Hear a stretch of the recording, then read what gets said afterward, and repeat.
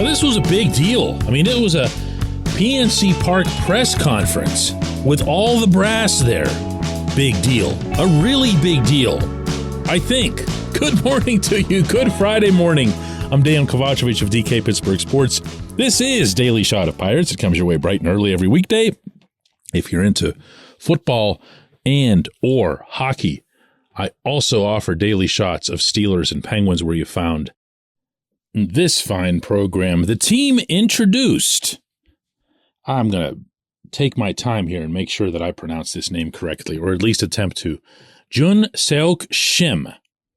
He is an 18-year-old out of South Korea. He was about to be the number one overall pick in the KBL's draft over there.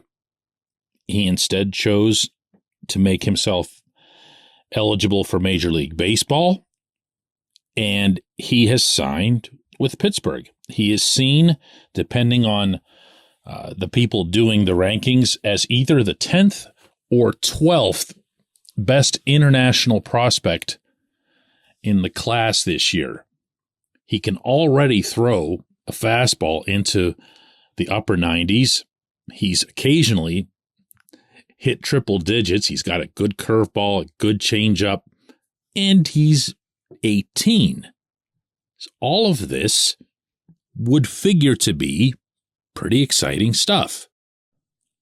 If he were a draft pick, meaning the regular old MLB draft, and he was able to do that sort of thing, and depending on where it is that he'd actually slot, meaning with all the other guys, would he be a third rounder? Would he be a fifth rounder? Would he be a first rounder? Depending on the caliber of the player. It's just so hard to even speculate at that sort of thing, though there are experts who attempt to. But if he were that, we would be talking probably a little bit more about it. In the international pool in baseball, everything just seems to end up as a footnote. You know, no matter what it is that you're doing. I had exclusive reporting for the equivalent of several lifetimes, it felt like, although it was only a few months, on the Pirates' pursuit of Miguel Sano, on other international pursuits they've had, some successful, some not, some controversial, some boring. And I could still only ever get this really tiny band of diehards interested in that stuff. The main reason for it is that you don't ever see these guys. They never become real. And even when they do, they sneak up on you. They're not the guys you would have expected. I once made a week-long trip to the Dominican Republic, had unbelievable access to the processes, the way the Pirates were conducting business down there, the way they ended up getting guys signed just by writing checks on sandlots, meeting with their parents, meeting with their buscones, which is what they call their agents who aren't really agents, but kind of get to know them from the time they're extremely young children. And I ended up doing this really long, sweeping newspaper piece on a kid who, about a year and a half later, had become a dentist. Like he wasn't a thing, you know? He just said, He took his money, which I believe was $18,000 or something like that, which in the Dominican is like, it's unimaginable for someone to write you a check like that unless it's for baseball. And he took it, he invested it, helped his family, and started fixing people's teeth. Meanwhile, another kid that I met on that same trip who was just invited to tag along so that he could see how the American Reporter does his business, turned out to be Starling Marte. So you just don't ever know. But look, it's always worth applauding whenever the team is making a significant effort and backing it with real funding. And in Shim's case, he got a $750,000 signing bonus, which isn't nothing. That's actually more than what half of the 2023 Pittsburgh Pirates will be getting paid, believe it or not. So between that, an expanded scouting network, expanded travel, expanded analytics to take all of this information that gets accumulated and process it into something useful, all of this has happened under Ben Cherington. And when you see someone like Cherington and like his assistant, Steve Sanders, at this press conference, and they have their chests out a mile, there's a reason for it. They feel genuinely good about it. These are wins for them. And I'm sharing this primarily today to try to describe the seeming canyon, the chasm that exists between the way people inside 115 Federal think and the way, I wouldn't even say common fans, I would say all fans think. They see these guys acting and sounding like they're really smart and saying things like, we're really getting better, we're getting better every day. And we don't see it because they just got swept by the Cardinals or they got their brains beaten out in Milwaukee. But this is the stuff that they work on year round, and every one of them individually is a W. And yes, I'm also one of the people, the many people, that made fun of them, and rightly so, for that high-fiving scene when they won the draft lottery. Because I didn't like that in the context that they had to lose 201 games over 2 years to qualify for it. But to them, in their world, it's a small triumph, just like bringing this player over here from the other side of the planet and showing him PNC Park and having him walk onto the mound, which he did yesterday. All of that's just a, wow, we can't believe we made this thing happen. We've been chasing after this kid since ... That's a real thing in the baseball world.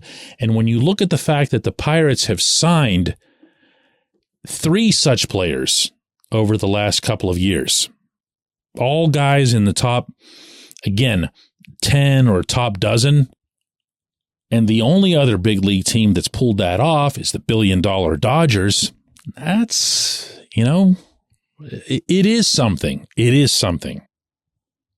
Now, get back to me in 5 or 6 years, and we'll see if this kid's going to become a dentist or not. When we come back, J1Q.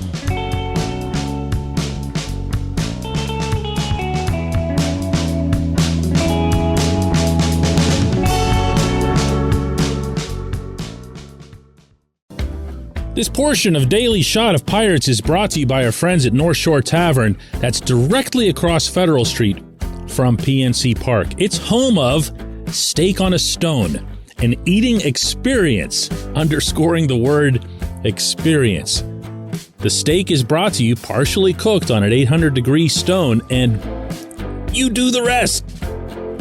It's a ton of fun, it's a great meal, and it's a baseball atmosphere like no other in Pittsburgh. North Shore Tavern, right across Federal Street from PNC Park.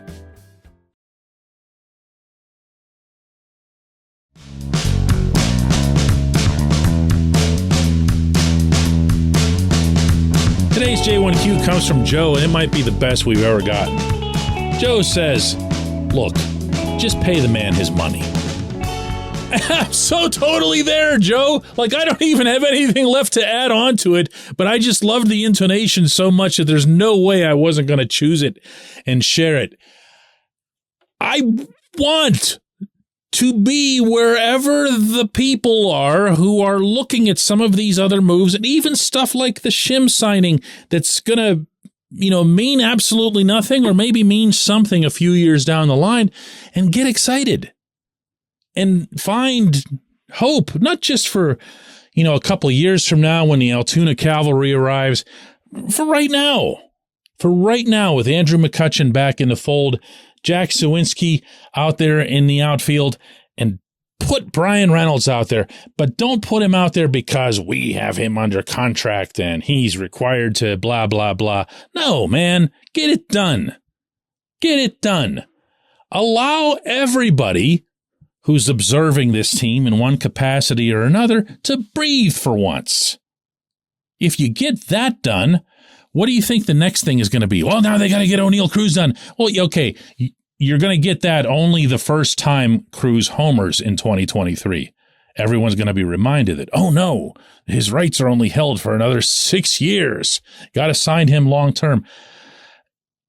Right now, all that matters for this team is getting Reynolds done. It really does. I don't want to hear, and they're going to say it until they're collectively blue in the face, that he has to honor his contract. That doesn't work at a Target, and it's not going to work in this setting. It's just not. Reynolds has pride. Reynolds isn't someone who's going to take the field and pout and stomp or anything else. But there is a difference. Anyone will tell you there's a difference between being fully invested in a process, in believing in a process, in believing in the people around you, in believing in the clubhouse. If I hadn't already experienced 3 years of this terrific young man being exactly that guy, I wouldn't even be bringing this up with you.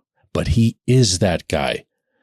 He never just focuses on himself. I've told you guys here on this very program many times the story of how he correctly identified Sawinski way back in Bradenton, pointed to him across the room and said, "Look at that guy.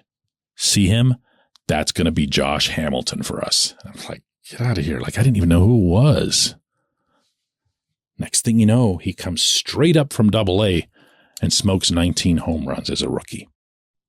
That's not an observation that's made by someone who's just thinking about themselves. He did this sort of thing all the time. He got more excited when Luis Ortiz was called up, I think, than Ortiz did, because he saw what Ortiz could bring to the whole team. Get this done. Stop being cheap. Stop worrying about precedent.